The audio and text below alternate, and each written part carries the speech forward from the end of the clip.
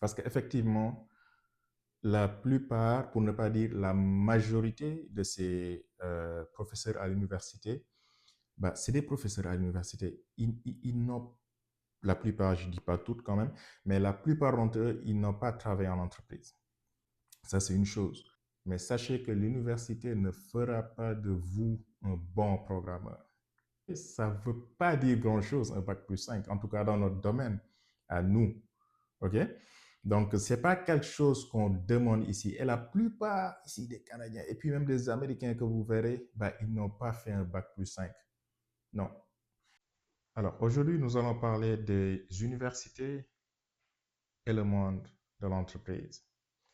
Il faut savoir qu'il y a un énorme gap entre ce qu'on vous enseigne à l'université ou bien dans les écoles privées versus la réalité en entreprise. Pourquoi? On va y revenir en détail, mais avant cela, je vous propose de regarder un petit extrait de Uncle Bob. Alors, pourquoi Uncle Bob? Ça fera l'objet d'une autre vidéo, mais il faut savoir que Uncle Bob, c'est un programmeur depuis les années 1970 jusqu'à maintenant. Donc, c'est une référence mondiale, hein, et il faut lui accorder quand même une oreille attentive. Donc, allons voir la vidéo et puis on continue. Job as a programmer. The universities have never kept up. The universities have always been 10 years behind. There's a few notable exceptions to that, but usually the universities are playing catch up and the industry is way ahead of them. So the kids come out of university, they think they know something, and then they get put into a job and they're like, wow, that's nothing like it was when I was in college. It's usually quite a bit of sticker shock going on there. And one of the reasons behind that is I don't think most of the professors have ever coded in anger. I don't think they've ever worked in a coding environment. There are a few who have, but I think most of them have remained academic. It's been an academic thing for a long time. And software is not at the academic phase. We're still trying to figure it out. And we figure it out in the trenches. So all the innovations are coming out of the trenches, and then they wind up at the university level and they age out. So I think learning to be a programmer at university is something of a disadvantage. Learning to be a programmer by getting a job early and working with people is probably the best way to do that. And I mean, you could probably go to, like, if you're a young person and you want to become a programmer, the best route is probably a community college for a couple of years and then get a job. Get a job as fast as you can and work as a grunt programmer for a couple of years, being supervised by guys who know what they're doing. And you'll come out the back end of that with a much better education than if you go to 4 years at the university and you come out with a CS degree and then you wind up in a job where it's like, what the hell happened to the usefulness of my degree? Anyway, that's the way I feel about the university system. I don't think it's serving the software world particularly well right now. The boot camp. Juste un petit disclaimer, c'est pas parce que Uncle Bob a dit que je le valide. Non. Ça, depuis des années, ça a été mon point de vue. Depuis des années, c'est ce que je pense. Et à la fin de la vidéo, je vais vous raconter une petite anecdote pour vous dire que c'est vraiment un vécu. Tout ce que je vous partage, c'est des expériences personnelles. Je ne vous partage pas les expériences d'autrui, non. Donc, si on en revient au sujet, bah, effectivement, là, pourquoi il y a cet écart? Pourquoi il y a ce gap? Et puis, je pense qu'on est tous passés par là. Je pense que chacun d'entre nous qui a eu la chance d'avoir fait une licence ou bien un master à l'université et puis qui a commencé en entreprise, il s'est dit à un moment donné, waouh, c'est pas ça que j'ai appris à l'université, mais c'est différent. Mais c'est normal que ça soit différent. Pourquoi? Parce qu'effectivement, la plupart, pour ne pas dire la majorité de ces professeurs à l'université, bah, c'est des professeurs à l'université. Ils n'ont, la plupart, je ne dis pas toutes quand même, mais la plupart d'entre eux, ils n'ont pas travaillé en entreprise. Ça, c'est une chose. Je parie que aussi, ils n'ont même pas shippé un produit en production. Ça, c'est problématique. Et puis, l'informatique, la programmation, c'est un truc pratique. Donc, c'est bien la théorie. La théorie avant la pratique, c'est bien. Mais à un moment donné, bah, il faut rentrer dans le terrain et se confronter à la réalité. Et cette réalité-là, c'est pas dans les universités, mais c'est dans les entreprises. OK? Donc là, vous me direz, bah, OK, bah, qu'est-ce que tu veux qu'on fasse? Qu'on passe pas à l'université? Non, allez à l'université. Mais sachez que l'université ne fera pas de vous un bon programmeur. En tout cas, pas forcément. Mais effectivement, c'est bien de passer à l'université, mais il ne faut pas trop durer à l'université aussi. Et ça m'amène à des bac plus 5, bac plus 8, etc., etc. Je partage mon expérience. Moi, j'ai un bac plus 3. Ce qu'on appelle ici, aux États-Unis ou au Canada, un baccalauréat. Donc, c'est une licence. C'est une licence. Baccalauréat au Sénégal, plus 3 années. Donc, c'est une licence, qu'on appelle au Sénégal une licence. OK? Donc, c'est ce qu'on appelle ici un baccalauréat. OK?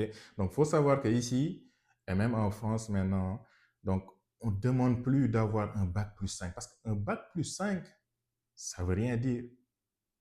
OK? Ça ne veut pas dire grand-chose, un bac plus 5, en tout cas dans notre domaine, à nous. OK?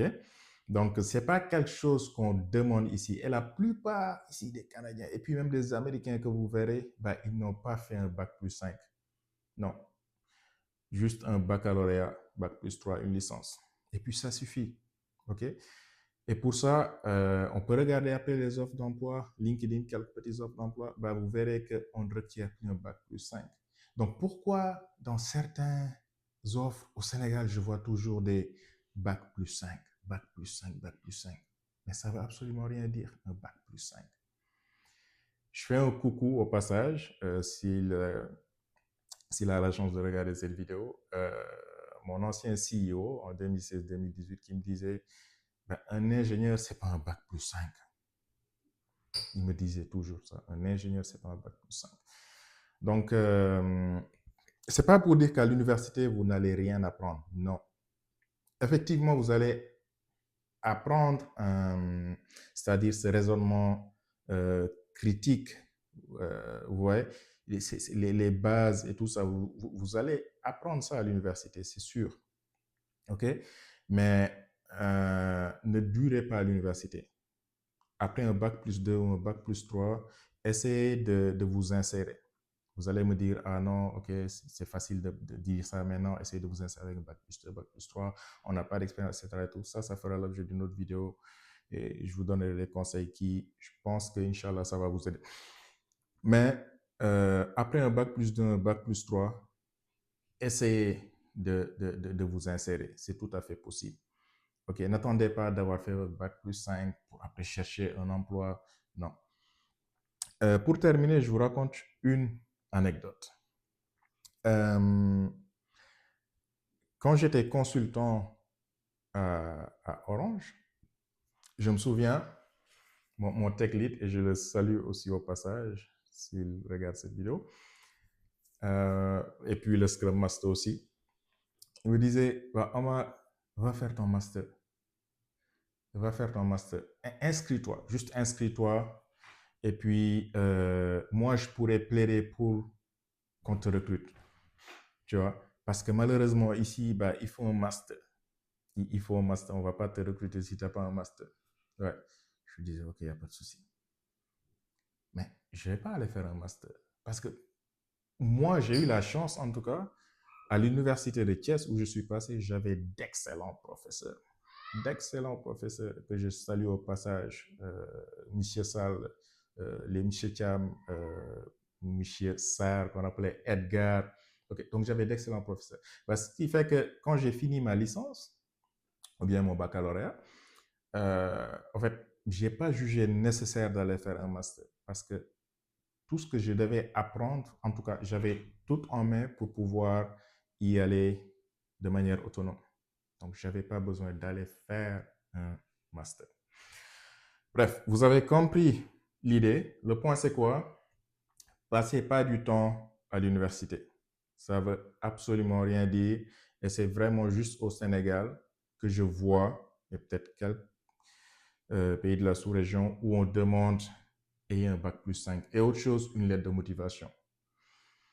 C'est écœurant. Bac plus une lettre de motivation.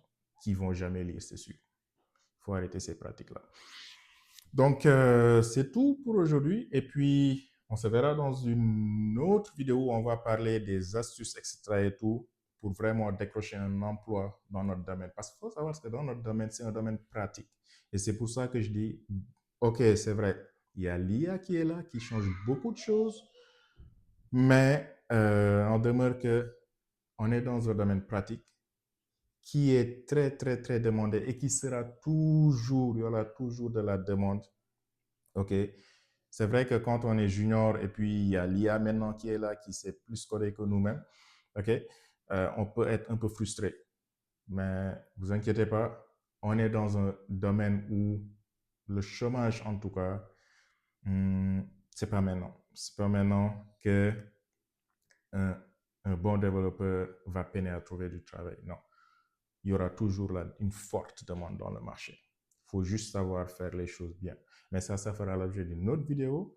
Donc, on se dit à la prochaine et n'hésitez pas à vous abonner si vous ne l'êtes pas encore déjà. N'hésitez pas à partager la vidéo si vous avez trouvé ça intéressant.